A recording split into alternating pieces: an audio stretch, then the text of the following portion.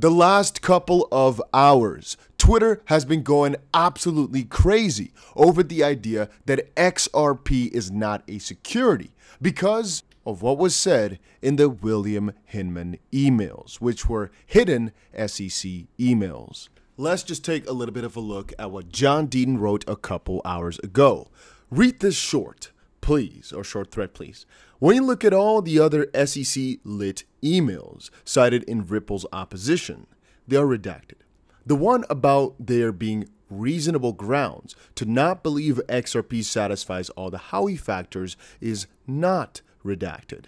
The SEC wanted all statements by SEC staff redacted, and it appears they all were. What this tells me is that the statement about XRP not satisfying Howey is not a direct quote from a senior SEC official. Otherwise, it would have been redacted. I've concluded that the statement was made by a market participant independent of Ripple, not the SEC, but it was referenced by someone in the Hinman emails, or the third-party email was forwarded to Hinman or the email group discussing the speech.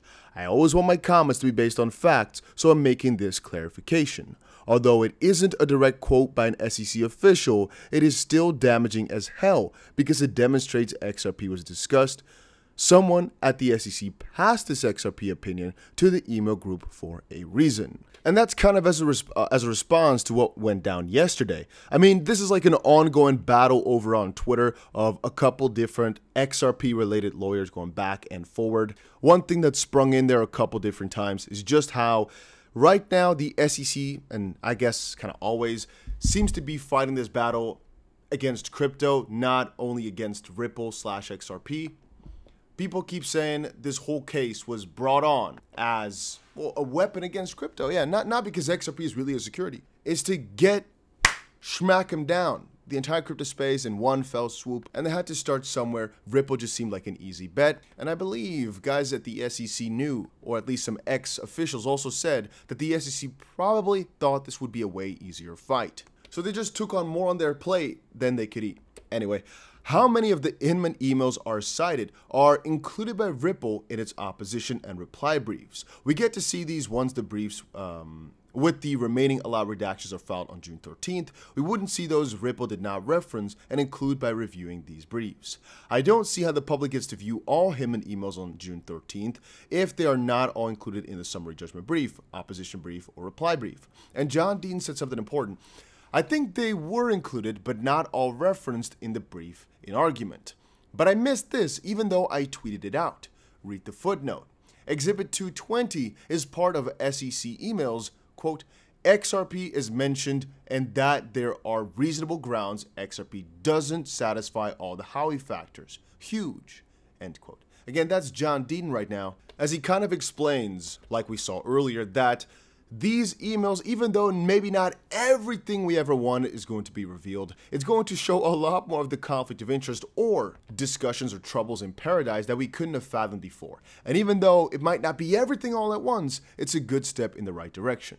Because understand this, even though it might have not been Hinman, it might have not been an SEC official, the fact that XRP, not being a security, made itself into this list of emails is absolutely huge. From the conflict of interest perspective, we're going to be seeing that full on in these emails, regardless of whether or not XRP was mentioned. It just could help, but from a fair notice perspective, the fact that Ripple should have known and that the regulations were clear, etc., etc., yeah, that's where this might really go and shine. And here's even an ex-Ripple employee I met a little while ago, Matt Hamilton, who also says this looks pretty bad for the SEC's case. The only thing is, he's always been reasonable, and here yet again, by stating they could still win, because it's the truth. They could. I forgot to show it to you, but here you go. You can see it right there what Matt Hamilton said.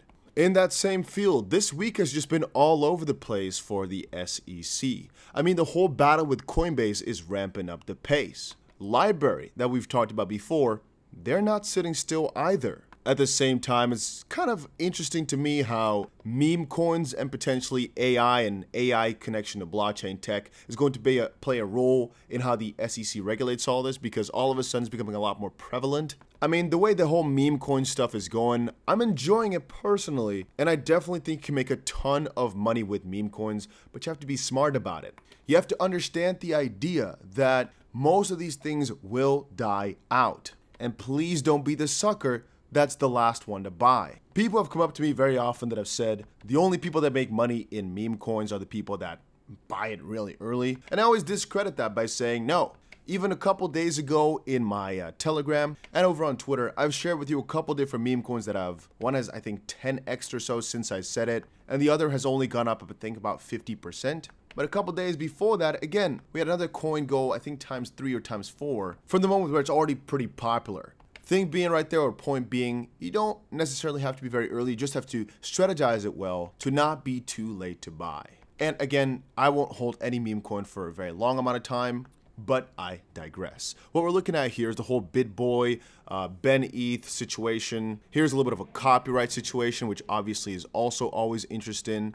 One of the guys from the Netherlands here, very famous YouTuber, tricked a bot into losing 500 ETH or so. And again, my point here being that all this stuff is being looked at by the SEC. They're looking at it, all these foreign systems, all these scams, all these strange ways people are making money or losing money. Because you have to understand, the SEC's main priority is protecting investors. They're not doing a good job at it, that's for sure. But I'd personally like to, kind of shift that message a little bit. Their main priority is making sure you can't make money. And here you can see a little bit more of developers also being kind of questioning everything that's going on in the back of the mind of some of these project founders and meme coins and stuff. Anyway, just wanted to bring all that to your attention. I think crypto's a really fun place, but there's a lot of just bad stuff in there right now, and the regulators, they're not doing a good job. In a couple hours, very soon here, I'm going to release another video talking about all the other news that's going on in the crypto space. This was just focused on kind of what's happening with the SEC Ripple situation. So yeah, if you're interested in crypto news, make sure you tune in a couple of hours, and so subscribe to the channel for that. See you guys later.